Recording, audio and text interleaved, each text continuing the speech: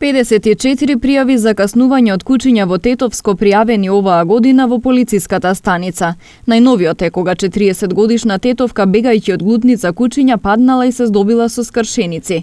Според евиденцијата на епидемиолошката служба при Центарот за јавно здравје, годинава 41 лице било антирабично третирано по напад од куче кое не било вакцинирано. Се претпоставува дека бројките се поголеми.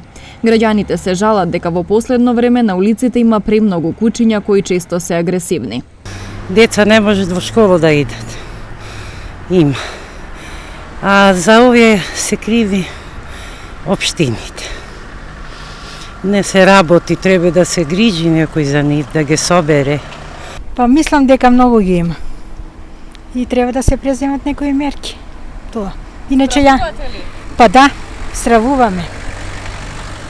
Не знам, ја за мене стравувам, па за друг не знам. Ги има, пошто ја имам куче љубимец и не можем да излезем да опрошетам. Не да ги има, ненормално ги има и агресивни напаѓа. Треба да се наđe едно решење, дур не биде мало погоре. Пошто има деца, има луѓи кои не може ни да се брани. Ветеринарот Рами Селмани вели дека моментално во Тетово има повеќе од 400 бездомни кучиња и најлошо е што голем дел од нив не се третирани.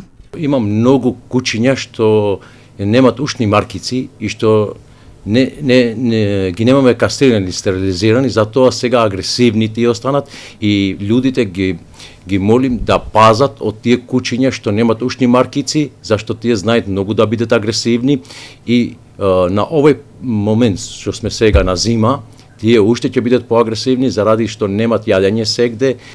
Селмани вели дека е потребен посериозен пристап како на општинско, така и на државно ниво. Тука треба државата на секоја општина да му дава наредба.